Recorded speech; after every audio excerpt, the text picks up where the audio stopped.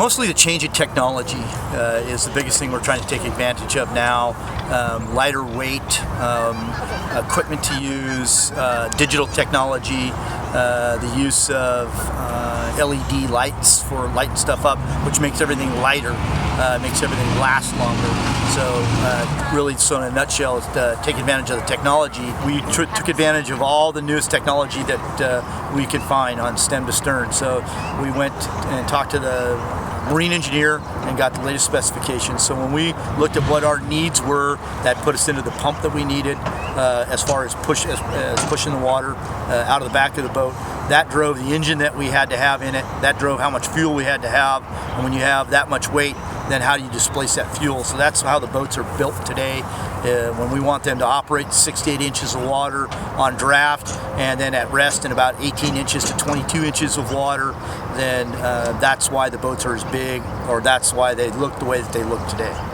This is a brand new boat. Is a Rogue River 22-foot original inflatable with a 380 horsepower V8 motor in it.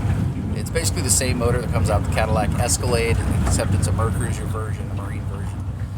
It also is attached to a large volume jet drive pump. It sucks water straight out of the river, shoots it out the back, gives it a nice flat undercarriage, so we don't get hung up on things when we're going fast. At top speed, it'll do about 45 or so miles an hour. In shallow water, it can go anywhere from 6 to 8 inches in depth, minimum depth. So it goes very well in the rivers around here. Primarily what we do is we'll take these boats and we'll rescue people out of the American River, out of Lake Tatomas, and also out of Folsom Lake. We've had a lot of incidents where people were rafting and things like that, where they fall out of their boat and they just can't catch up to the river raft. So we'll pull up alongside of them and assist them. We get them back in the water. Also, we've had instances where we've had people stranded on islands and things out in the middle of the rivers.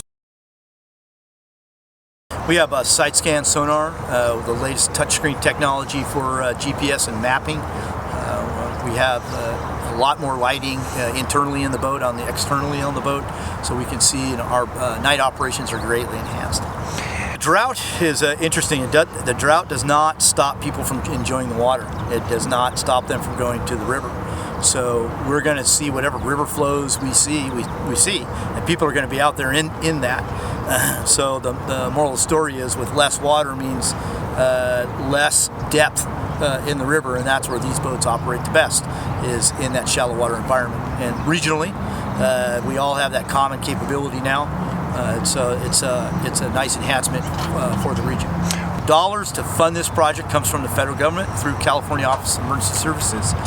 Then it's sent to the region, and the shish cap dollars are then decided upon by the folks at the region. Then we were able to put together a good package over the course of time and finally get it funded, and that was able to make these boats a reality for the Sacramento County, Uwasi area. Further, these boats are a resource to the state of California through the Master Mutual Aid Plan as a flood evacuation boat should they ever be needed.